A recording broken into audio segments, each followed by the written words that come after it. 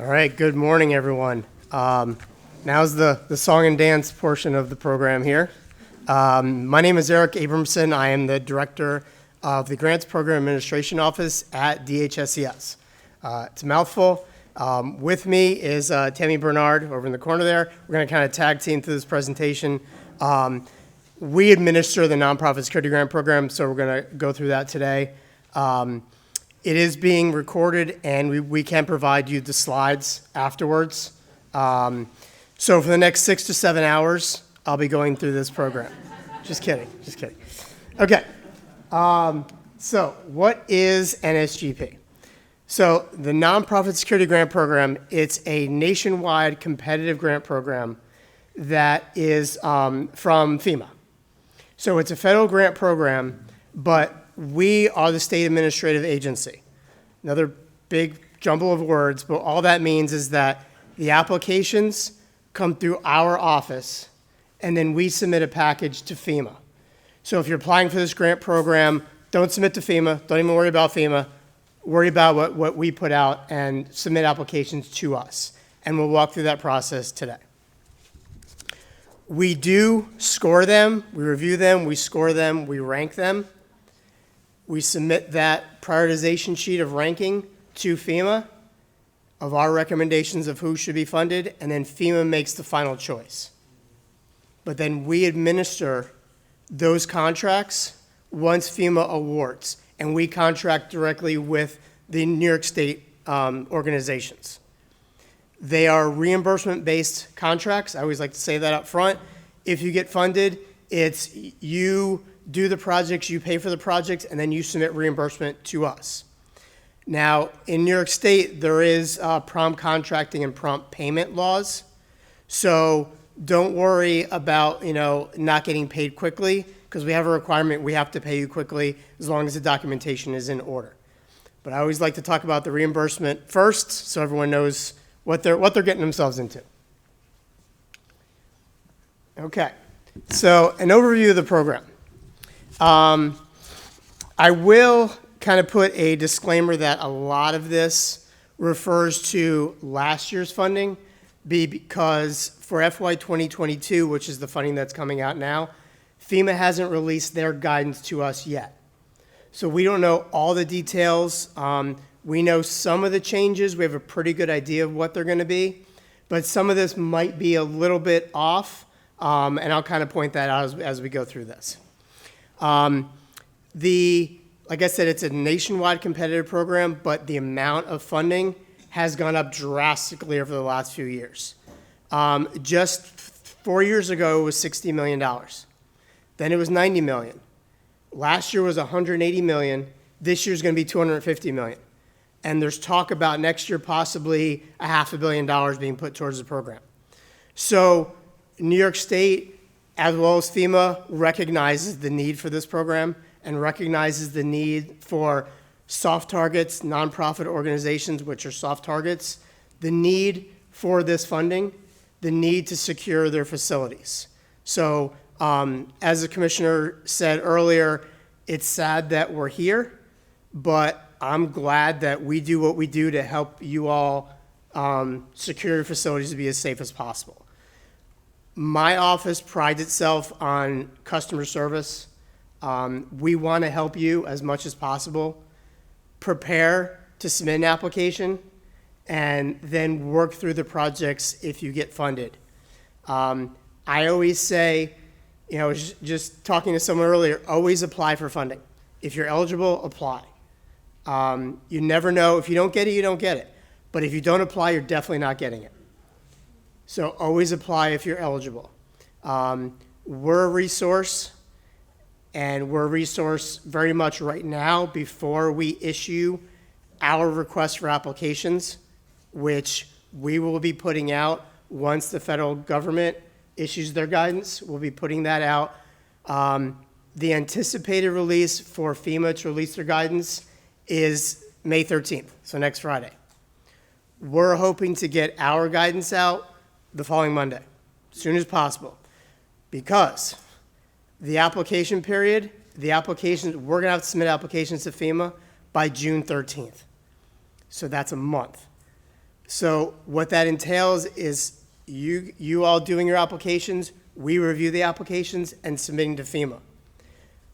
4 weeks is not a lot of time to do that. So you all are only going to have maybe 2 weeks to do your application. So I'm glad we're doing this event today because there's a lot of things that you can start doing now, even before the application comes out. And that's kind of what we're going to focus on today between what I say and what Tammy says. Okay. So eligibility. And I'm going to say there's going to be a lot of words on these slides. Okay.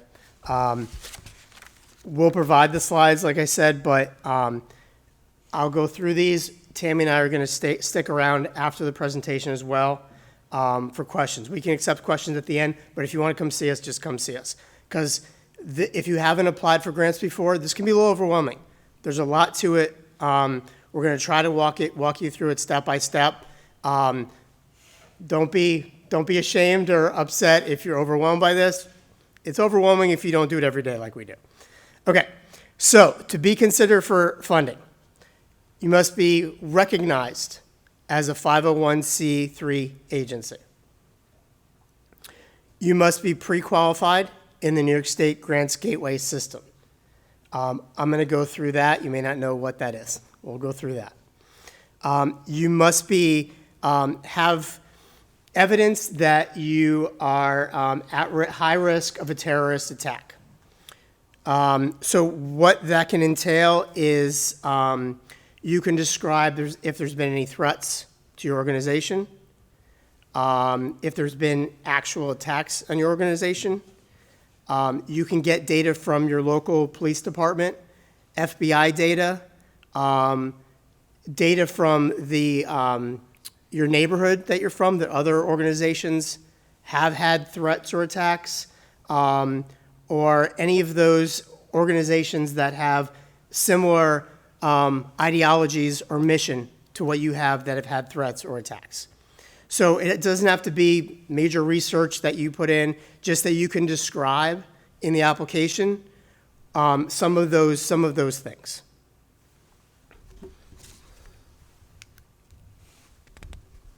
Okay. The next thing is, has anyone applied for this grant before? Okay, all newbies, good. Okay, good. So previously, a DUNS number was required, which is a unique identifier for your organization. Now, the federal government changed it to a UEI number. Okay, so it's a unique entity identifier. We have some documentation over there on how to get that. You would go into a federal system called sam.gov. You don't have to do a full registration in sam.gov. They have a place where you can do an initial registration and get a UEI number. So that is a requirement. That's one of the things you can do now. The next thing is you have to be registered with the Charities Bureau, or your registration is in process. So that's another thing, if you don't have, you can do that right now. Okay, again, a lot of words here. We'll walk through it. Okay, pre-qualification. So in order to receive grant dollars in New York State, your organization needs to be pre-qualified in the Grants Gateway. There's links here. When you get the slides, you can go to the link. But basically what it entails is you go to the site, you register. It takes a few days to get registered. They will send you a username, password. You then go into the system, you upload financial documents about your organization.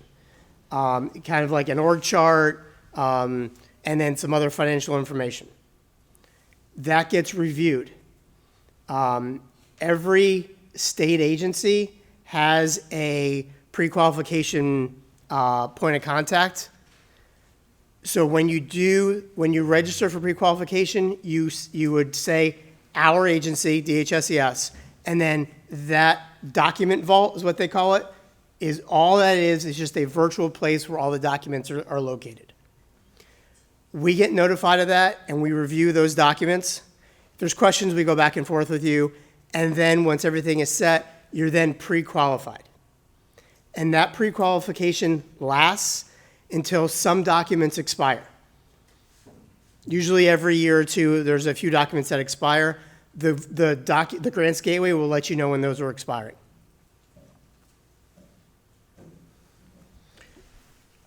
In order to apply for the grant dollars, those first 3 statuses, you have to be in one of those statuses. So you have to be pre-qualified in order to apply for the grant.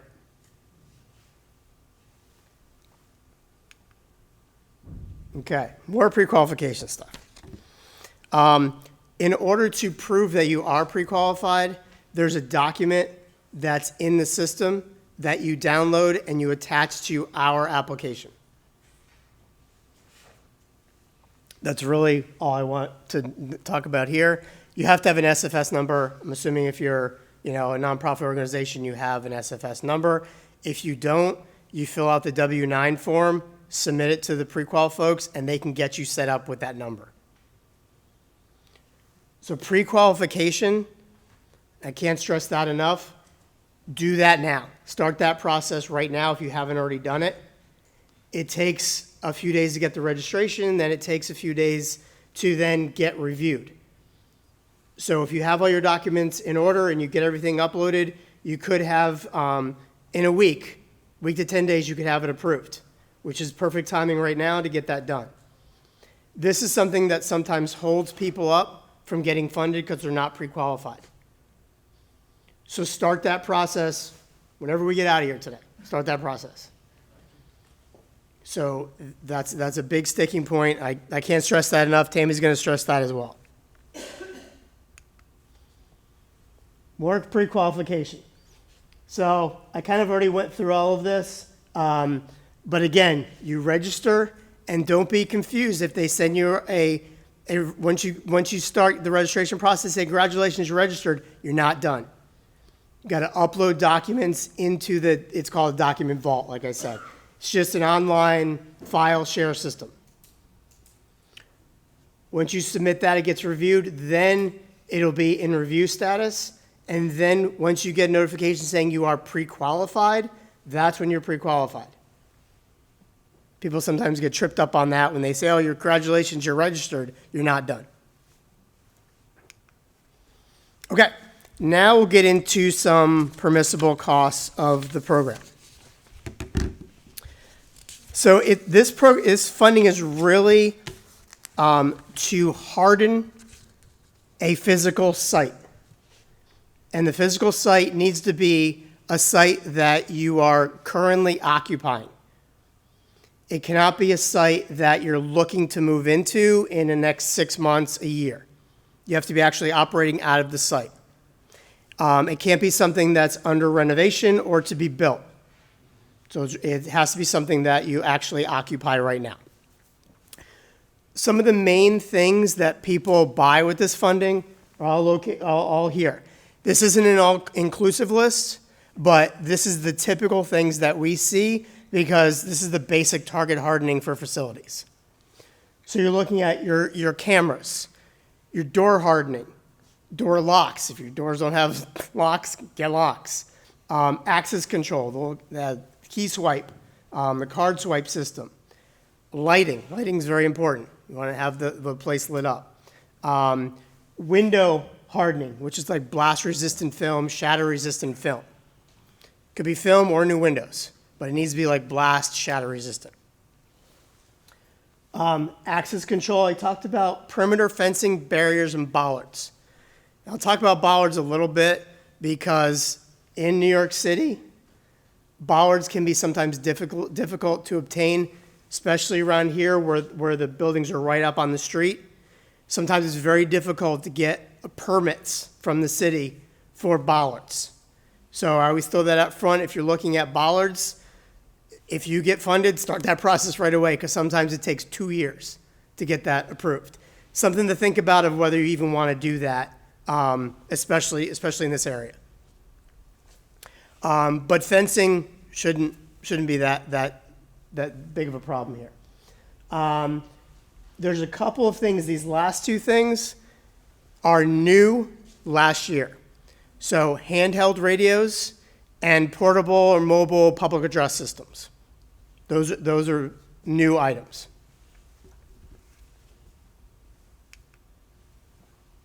Okay. Some other costs could be planning related costs. Not a lot of folks do this, but it's important to develop your security plans, your evacuation plans, your continuity of operation plans. You know, what happens to your facility if something, you know, does happen to it? What are your plans? What are your evacuation plans? Active shooter comes to their front door. Do people know what to do? So this is an important piece that not a lot of people take advantage of. Ben talked about it earlier this morning of some free resources to do this, but you can hire a consultant to do these items. Training.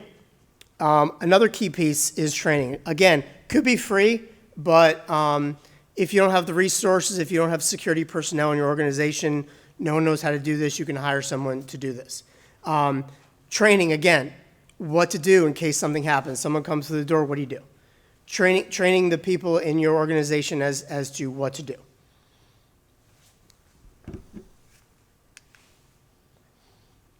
Here's some more permissible costs. Exercises. Exercises you have a scenario of what would happen and you work through that to test your plans and procedures. Contracted security personnel. This was something that was added a few years ago as well.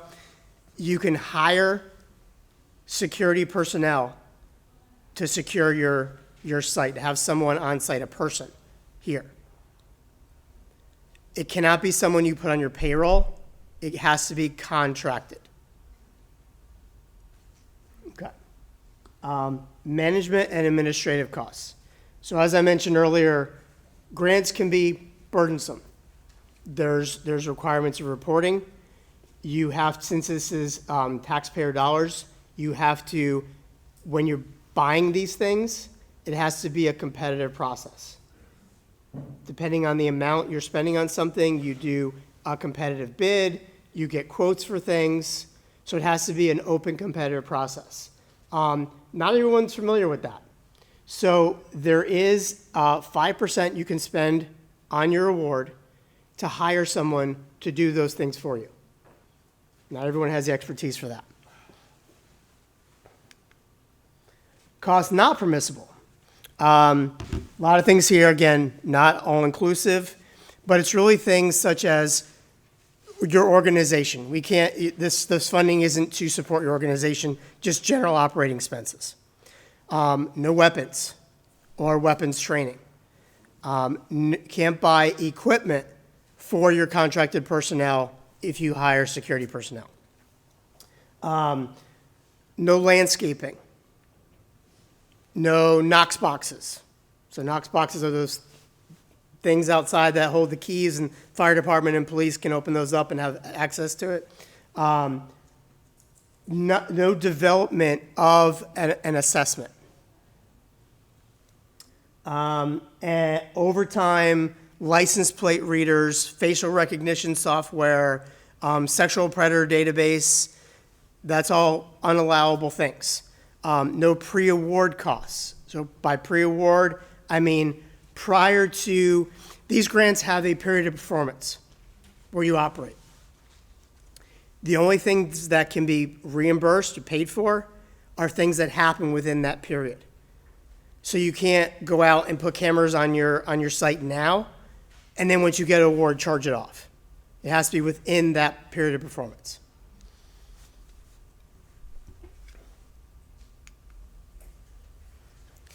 How to apply. Tammy's going to take it from here. Thank you for listening to me, and we'll stick around, but here's the kind of the meat of what you need in order to apply for the program. Is anybody overwhelmed yet? No? All right, I'm gonna, all right, then let me see what I can do. Okay, so as Eric mentioned before, all of the applications get submitted to our agency, not to FEMA. They all go through, we have what is called the eGrants system. So as an electronic system, you will submit your application through that system, and if you are awarded grant funds, we manage your contract through that system as well. So if you are interested in applying for this, you're going to send eGrants registration form, can be found on our website. You're going to complete that eGrants registration form, and you're going to send it to grantinfo@dhses.ny.gov, and then they're going to email you back a username and a password for the system. We will issue, like Eric said, that RFA soon after May 13th, so it was about May 16th. It'll be posted to our website. So again, dhses.ny.gov. There'll be a link there to get the RFA. You're going to download that RFA and all of the attachments that are going to be there.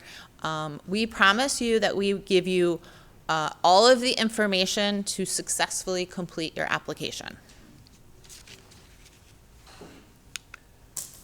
Okay, so what are you going to need? So first of all, there's going to be an eGrants tutorial. So you're going to download the RFA, you're going to download the eGrants tutorial. And when you go in, this information here is going to be in the eGrants system. You're going to there's going to be several tabs, and we're going to walk you through that with the eGrants tutorial that you're going to download. You're going to follow that eGrants tutorial step by step, and it's going to take you through all of the information that you're going to need. You're going to need to put the organization's full legal name. So that is the legal name of your organization. So I know sometimes we're known by this, we do business as this. It's whatever your legal name is. That legal name is going to be the same name on all of your documents.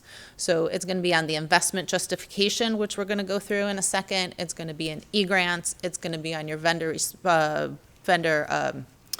your vulnerability assessment. It's all going to be the same name, same address. It's very important that we have that information. We're also going to ask you to provide some participants. So you need a primary, a fiscal, and a signatory participant. They should be different people. So for instance, I'm going to pick on these three people sitting in front of me. If you only put this lady's name on there and she happens to win the lottery or decides to go work somewhere else, we're not going to know who to contact. So it's always good for us to have several different people. There's going to be proposed project information. For the eGrants portion, you're going to follow what's in the tutorial. We're going to tell you exactly what to put in for that. And then your budget information is going to line up with the information that you're going to put in your investment justification, and that's your proposed budget. I want to purchase bollards, windows, and doors, and how much that's going to be for. And that's going to line up with your investment justification that you're going to submit. I had all these notes, by the way. I'm way lost. I don't know. I'm beyond them. If anybody has questions, just feel free to shout them out. Then you're going to submit several attachments, which are also going to be attached in the eGrants system. They are going to be the investment justification form. We fondly call it the IJ. This is going to be the document, the only document that gets submitted to FEMA. So FEMA is only going to see the information on this document. And I'm going to get into more details about this.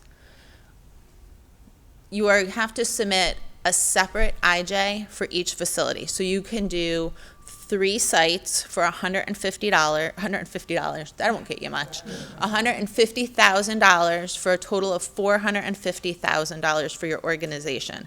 So you are going to submit 3 IJs, but you're also going to submit 3 eGrants submissions. So they are all going to be separate. You will download that status history report from the Grants Gateway.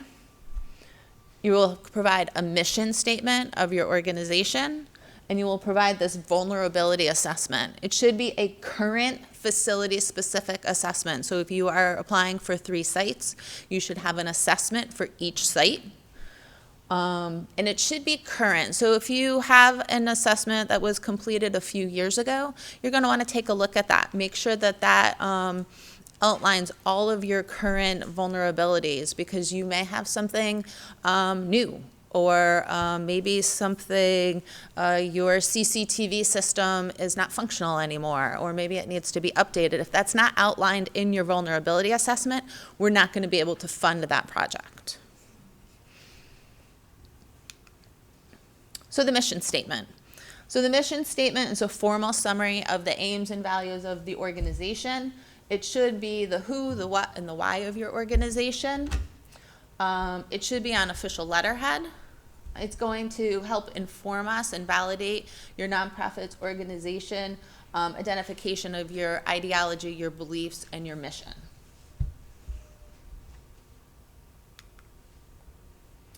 The vulnerability assessment. So this is really going to be the basis of your investment justification. This is, if it's in your vulnerability assessment, you can apply for it and put it in your investment justification. If it's not outlined on your vulnerability assessment, do not put it in your investment justification, because you are not going to be able to fund it. So FEMA doesn't have a specific template. They don't provide that for us. So there's several places that you can get one. The Cybersecurity and Infrastructure Security Agency, it's called CISA. It's part of DHS. It has on its faith-based organization community resource page a self-assessment. It can be used by all nonprofit organizations, even if you are not a faith-based organization. Local police agencies can provide these. You can hire a private vendor to come in and do an assessment. You can also do a self-assessment. I do recommend that no matter who does your assessment, you read through it and validate it and make sure it outlines your organization. So there are a lot of places that will come in, they use this template, and they go to 50 organizations, and it's basically a lot of the same information, just with your updated address. So please make sure that it accurately describes your organization and your threats and your vulnerabilities. This is, again, the time frame is going to be very tight. I know we keep saying the time frame is going to be very tight. Do this, do this, do this, do all of these things. Start, put your e-grants registration in, start your grants gateway, start your vulnerability assessment. I know it all sounds very overwhelming, but if you were to start these now, you'll be in very good shape for when we issue that RFI.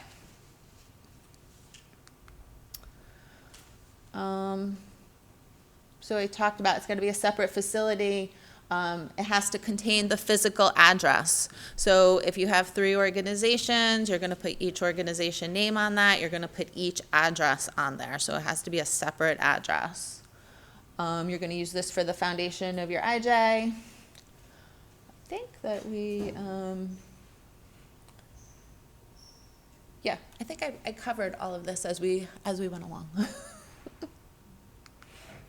All right, so the investment justification. This is a template that is provided by FEMA. It has to be completed the way that the template is outlined by FEMA. It's the only document that FEMA receives, so it's your, this is how you show FEMA that you need the information, you need this money. Describe your organization, describe your current risks and threats.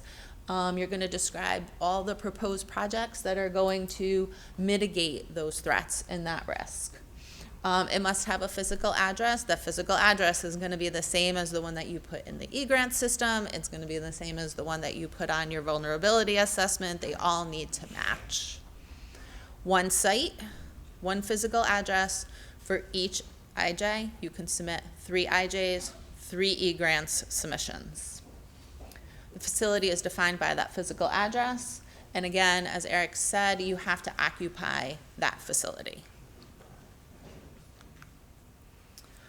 Fully answer all of the questions. We do score these, and we get hundreds of applications. So the more complete your answers are, the higher your score is going to be, obviously. If you're giving us all the information, then we're going to be able to score. If you leave something blank, you're going to get a 0 for that section. Summarize your most critical, impactful, salient information. Show FEMA, you're going to roll up. These are the results of your vulnerability assessment. FEMA does not receive that vulnerability assessment. We receive the vulnerability assessment and make sure that what you're requesting is in the investment justification. While historic risk can be included, current threat and risk is really important. So don't necessarily say, something happened 50 years ago. Tell us about what's happening now. Okay, so after you complete your application, the deadline for the grant comes. We download all the applications and we review them. So you have to pass the Tier 1 review to get to the Tier 2 review. Tier 1, so was it submitted by the due date and on time? That's really, really important. Don't submit late. Don't wait until the last day to try to complete this. You're not gonna make it. Is it complete? Are you pre-qualified in the grants management system? If you're not pre-qualified in the grants management system, we're not going to be able to fund you. You have to be a 501c3 tax-exempt organization. You have to get that UEI identifier. We have some paperwork over there to walk you through that. Did you submit the copy of your investment justification? And did you do it in the required format? So if it says it needs to be submitted as a PDF, you have to submit it as a PDF. In the past, it's been an Excel format. So if it's in an Excel format, we need it in the Excel format. Did you do a copy of your mission statement? And is your vulnerability assessment attached? If you meet all of those qualifications, you will then make it to the Tier 2 review. We will review that in our office, and then we will also, a review will be conducted by our urban area working group partners and relevant panel participants in the state. They review the need and impact sections, relative need for your organization compared to the other applicants. This is very important as well. Make yourself stand out from the others. How many applications did we get last year? About 650. So it's highly competitive. So again, if you're hiring someone to complete this information for you, review what they're doing and make sure that you stand out. We see a lot of people hire someone to do this and you'll get the same, I'll read the same application 50 times. They're not standing out to me. So their scores are all going to be the same. You want your score to be higher than everybody else. And impact, the feasibility of the project. How effectively does the project address your need? If you tell me that you need to secure the outside of your building, but everything that you're doing is for cameras of the inside of the building, that's not really showing us that there's the need. Organizations that have not previously received this funding receive 15 bonus points. So if you haven't received funding before, you've already got one up because you're going to get 15 more points than someone who has received the funding. We review them, we rank them, and then we send that information. We have a huge ranking sheet, and we send that, and we send all the investment justifications to FEMA. Then FEMA reviews. They make the final selection. New this year is you can have up to 15 points added to your score for an underserved community. So FEMA is going to use the Center for Disease Control and Prevention Social Vulnerability Index, say that 5 times fast, to determine the social vulnerability ranking. Organizations with high are going to receive 10 points, and organizations that are very high are going to receive 15 points. Then FEMA is going to roll up their scores, and they're going to make funding recommendations to the Secretary of the Homeland Security. They then have until September 30th, 2022 to issue the award list to us, and then we issue award letters and regret letters. If by chance you receive a regret letter, feel free to reach out to us. We can give you the information on what we see that maybe you could improve on. It'll only be our review process. And many times it's just because, we may have said, well, you scored high, but then maybe so did 500 other people. So it may not necessarily be that you scored low. It just may be there's only so much money and you didn't make the cutoff. We won't know that, but we can give you recommendations on what we think you could do better. As Eric said, grant contracts are reimbursement based. So what happens after you do receive an award, you get hooked up with someone in our office as a grants representative, and we then walk you through what you will need to do for the length of your grant. And we stay with you. We hold your hand. We're very customer service oriented. We want you to be successful. We want you to get money. We want you to spend your money. This is what we do. That's what we do every day. So if you don't get money, we don't have anything to do. We have plenty to do, but. Okay, so what can you do? We've already talked about this. So this is what you can do right now. In the next week, get registered in eGrants, obtain the UEI number, get pre-qualified, or at least start that pre-qualification process. Register with the Charities Bureau unless you're exempt, and make sure your vulnerability assessment is up to date, or if you don't have one, prepare one. Helpful tips. Read the entire RFA. All the answers are in there. Promise. Follow the eGrants tutorial. It is step by step, slide by slide, step by step. Ensure all the attachments are readable. Ensure the adjustment justification is complete, reflects your current risks, your threats, and your vulnerabilities. Ensure everything is allowable. And do not password protect any attachments. If you password protect them, we can't get into them and we can't read them. So let's summarize this all up together. I know we threw a lot at you. You have to do, for each requested building, facility, you are going to do a separate eGrants application. You're going to do a separate vulnerability assessment. You are going to do a separate investment justification. It is $150,000 for up to 3 sites for a total of $450,000 per organization. I already said read the RFA. Have you heard me say that enough? Read the whole thing. Follow the tutorial. I think we've use of a Microsoft platform is recommended over an Apple platform only because in the past we've seen that something's not compatible and there have been issues. Again, we don't know what the IJ form is going to be. We heard it's going to be PDF this year, so that may take some of the issues out with using the Excel document that it was in the past, but there can be some compatibility issues there. This is our contact information. That is the grants hotline number, where once the RFA is issued, that is where all your questions go to. That is who you call because it is a competitive application. So you can't call me and ask me for the answers. I can't give them to you. That is the website, and that is where all the relevant information is and you can find. I know there's questions. Go ahead. Great presentation. Just a simple question. The gentleman, I think Dan, started this morning's presentation about the most common threat is about car mowing down, like they did in Chelsea a few years ago.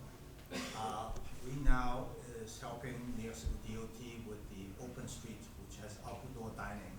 And we even assign our manager to work on weekend on Saturday and Sundays because people keep on removing the barricades and cars come down on a narrow street, an alley, and then they realize in the middle of the block there are people sitting and having dinner or having lunch, and they have to put the car in reverse and back out of these narrow narrowly missing pedestrians and go on curbs and do all these things.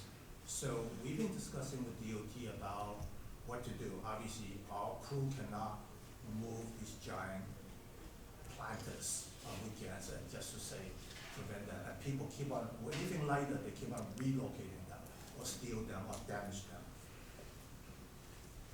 So we are thinking the easiest way will be retractable bollards on the key intersection coming into this turn. And the question is, given this parameter, how do we apply? Because, you know, we're just fearing that one day somebody is just going to drive right down the middle of Pell Street or Doyer Street and just start mowing down people. Yeah, so I don't know that, that's a, So it's site specific, so if you're putting them in front of your site or around your site, then they're allowed. But if it's away and down the street, then no. So I'm glad you're working with DOT to try to figure out a way to manage that. Yeah, we applied for the downtown DRI. Okay, Yeah. good. yeah, yeah. That is a scary situation. Well, every weekend, I mean, Yeah. this weekend, they removed it again, and cars and motorbikes are coming through, and then they zoom down and go on top of the diners. Yeah. So you're thinking of something that comes up, kind of like they have at Madison Square Garden, and yeah, yeah. It's a good idea. I wish that, yeah. On your site, So I think declare the public street mine. there you go. That's how you do it. Go ahead. Question. For the security contract personnel, does it have to be licensed security or have to be anybody? Contractual. So it has to be a contracted security personnel.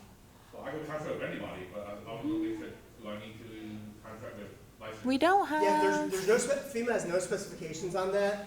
I would say feel comfortable with the people that they know what they're doing when you contract with them. Because, you know, you don't want just anyone that hasn't been trained. The cost would be much different. Yes. Yeah, so I will say this, so this is getting beyond the application process, but there are rules on how to procure vendors and to procure equipment, so you would have to file those procurement. You can't just hire your friend or your neighbor or someone that you already work with, so there's a process for doing it. So there's a little more rules that go on the back end, but there are no, Specifications.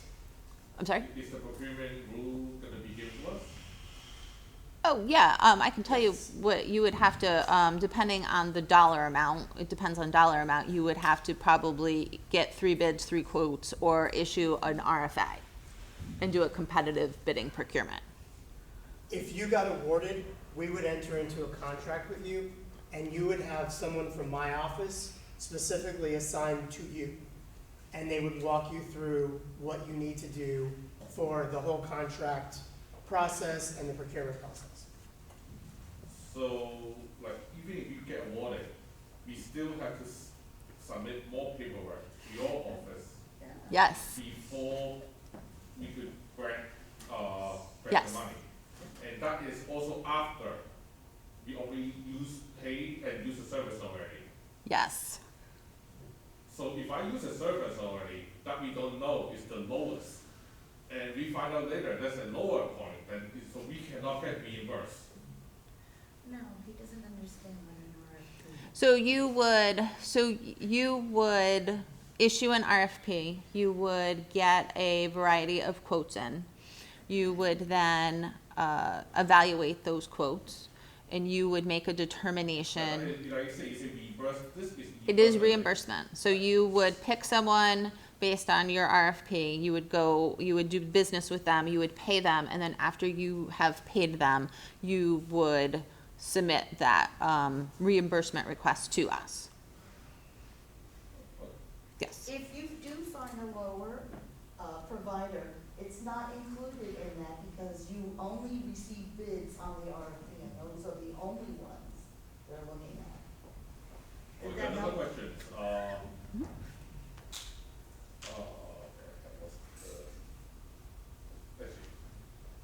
What's the other one? Actually, I forgot. I'll ask. We'll be here. Okay, we'll be here. Okay, my first question is, after, let's say if you receive a valid, denial letter, will you be given the second chance to go through your application again, or that's done? Next year, Oh, you can apply The every following- year. You apply every year. but you lose the For the 15 same year, points. this is No. for the same year, no, right? Once- No. Yeah, no, it's Once only, FEMA makes the yeah. award determinations, that's it. There's Because only- they award, they use all the money. yeah. So there isn't an opportunity to do more money. Okay, so another question is, so for each location, the maximum is 150,000. Yeah. So what is the minimum or no minimum? No. There's no minimum. And also, everything will be reimbursed, right? So even let's say you are being approved for 150,000, so the money you don't get, you have to submit your bill Yes, after being approved, then you get the reimbursed. yes. Okay, There's prompt payment rules in New York State, so it's, after we receive your reimbursement request, if all the paperwork is complete, it's 30 days after. Is it possible, like in some case, let's say you did some project, you submit, you'll be approved for 100,000 now. You submit a bill for 50,000, but after reviewing, the reimbursement maybe could be less than, could be 20,000, 30,000. You would get, You say, all the work you do, right? Yes. The money will be reimbursed. yes, So, but you need to be approved. yes, Whatever you submit. Yes. Let's say you submit a bill for 50,000, right? Yes. So you will get a full reimbursement? Yes. Or after the review, you say, oh, I only approve part of the bill. yeah, no, as long as everything is done correctly and everything is allowable, you would be reimbursed for, so you would have to have $50,000 allocated for that project in your budget. And as long as you had that money allocated in your project, then you will be reimbursed as long as everything's accurate. You will get someone like me. There's 12 people who in our office who specifically only work on the nonprofit program. So you will be assigned a rep, and they will work through all of that budget information with you.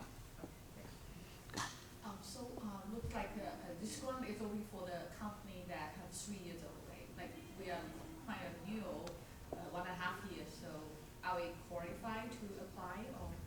As long as you're a 501c3 nonprofit, Because the grant management, we try to apply the qualification, they require 3 years document. Is there any way? for the pre-qual. For the pre-qualification. Yeah, So you submit, so you've only been in operation for, we're trying to apply Yeah. couple grant, but it's stuck there that it requires 3 years, statement. so if you only have what you have. So you would submit that when you do your pre-qualification. Okay. Yeah. Second question is, if our office is renting in the building, are we still qualified? Yes, but your landlord has to approve of you installing equipment, yes. Okay, like a camera, security Yes. alarm? Yeah, rental is fine, but like Tammy just said, the landlord owns the building, so they would have to approve you putting the equipment up. But that have to do when get an award approved after that, right? Mhm. Okay. And then the last question is, so this grant is only protect our own office. It does not protect our community, like the members, the other people, or just the office itself? Yep, just that facility. Physical location.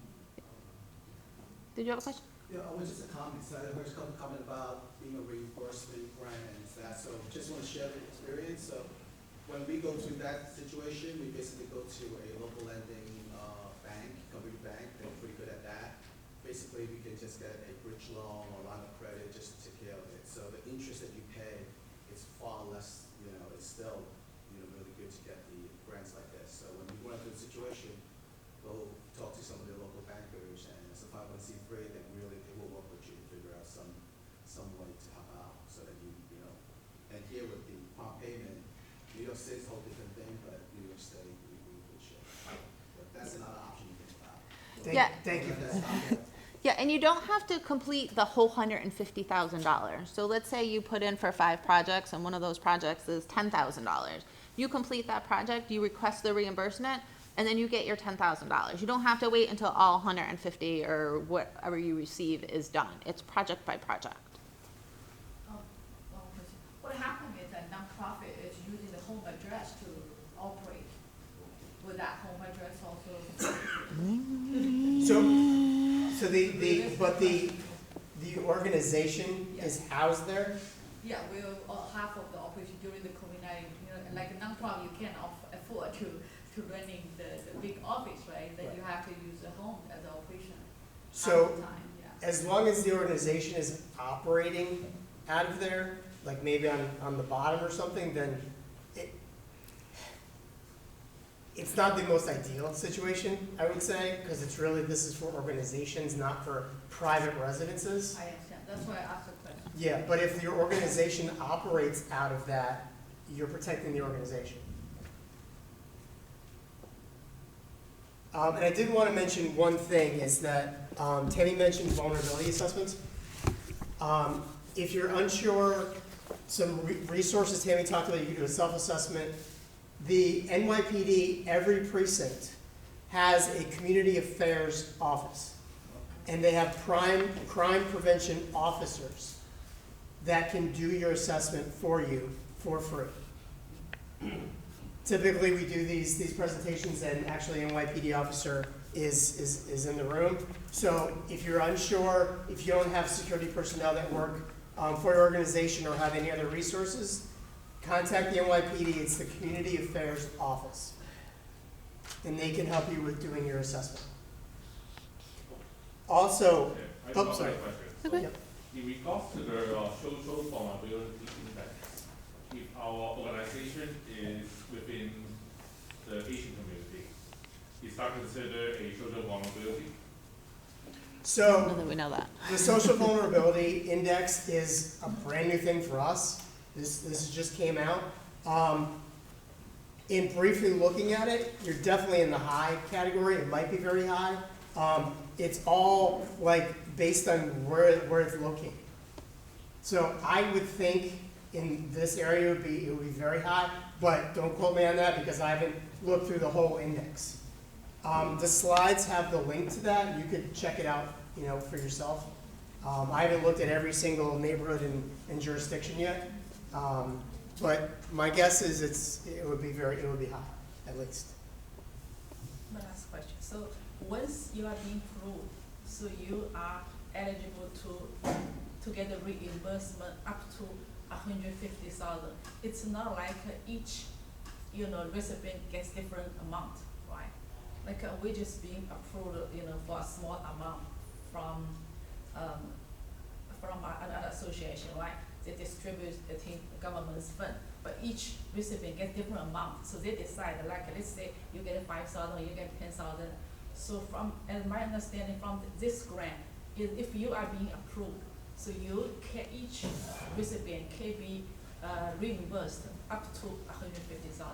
So if you- will get different amounts. So if you apply for $150,000, you will most likely get $150,000. However, when they get down to the end of the money, sometimes we have seen where people have gotten partially funded only because there's no more money left.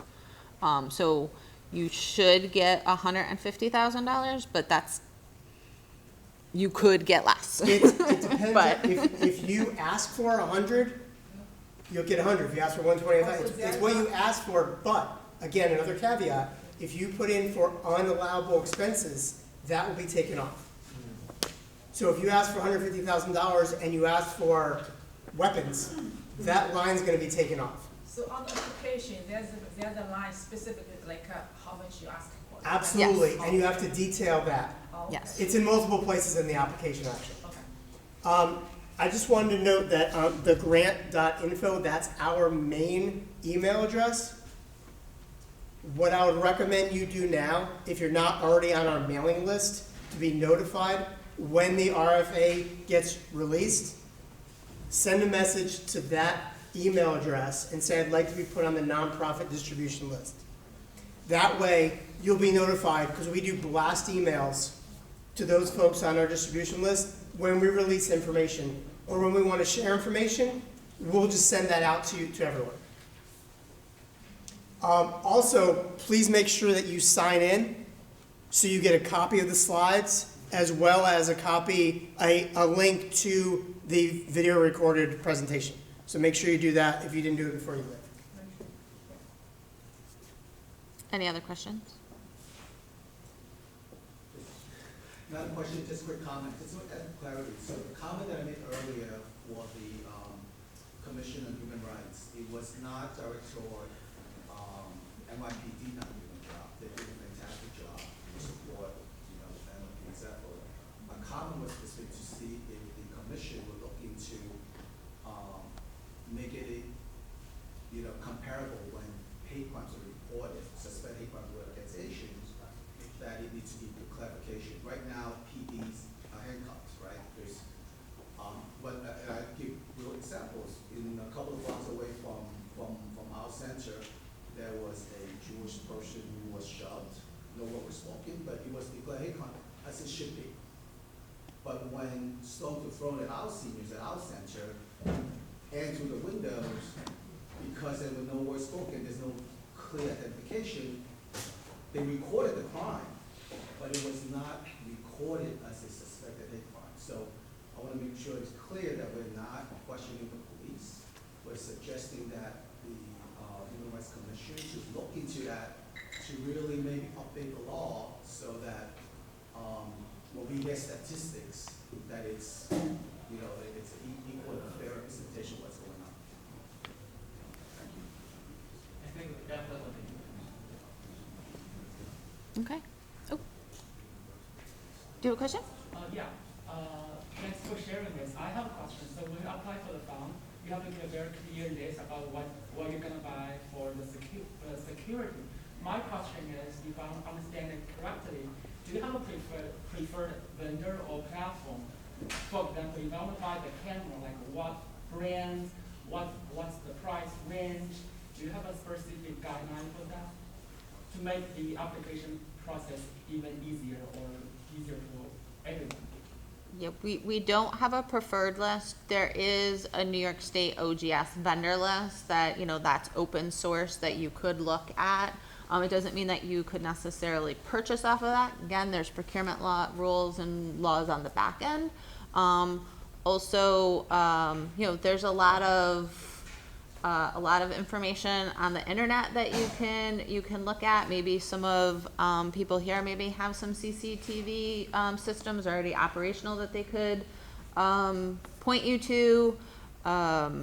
You could bring in a vendor to give you some ideas. However, on the back end, then that vendor can't apply to be the vendor for the project.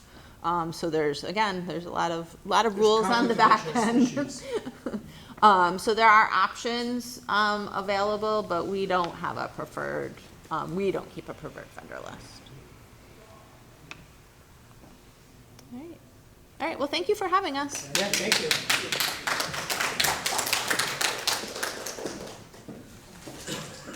So before we leave, get the mic real quick. I'm sorry. So I wanted to introduce Elaine Fan from the governor's office. I totally forgot to introduce her earlier, and I was told I have to introduce her because she's so important and vital in setting this event up. So let's have Elaine come up and say a few words. Just want to say quickly, for those of you that don't know who I am, I'm Elaine Fan, the Director of Asian American Affairs for Governor Kathy Hochul. I just want to thank Department of Homeland Security Services for doing this amazing presentation and for this gold opportunity for our community to sort of use. And then I want to thank Raymond for always showing support to the governor's office, to the entire state, to always providing the services and whatever help we might need. I want to acknowledge two people that I work closely with. Colin Brennan, he is the Deputy Commissioner for External Affairs of DHSES. And then Deirdre Barthel, she is the Director for Intergov and Legislative Affairs. They both are here, and thank you so much for doing all the hard work.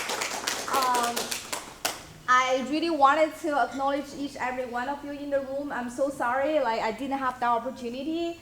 But I don't think I know everyone, but then APAPA, New York.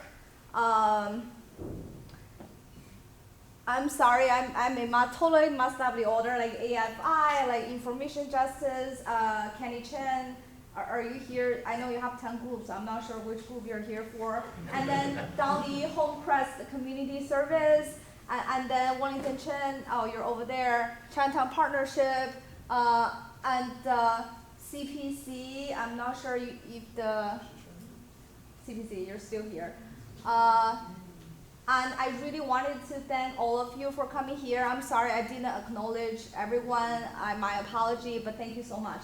And the YouTube, you can go on YouTube and just watch the entire thing after May 9th, right? Yeah, we'll have the video. We have to do a little editing with it over the weekend, but it should be up on our YouTube page Monday or Tuesday of next week. And then just to reiterate what Eric said, make sure you leave us your email and we'll get that thing sent, the PowerPoint sent out to you, later tonight or so. Just when we get back to the office, we'll type everyone's emails in and get it right out to you so you have a hard copy as well. Great. What will be the title of the YouTube? I'm sorry? What will be the title of the YouTube? We'll just call it the explaining the nonprofit security grant program. It'll be the first video on our page. We'll have it right up there in front and prominent. It's on the flyer that we gave you today. The link is over there. Always email me if you have questions.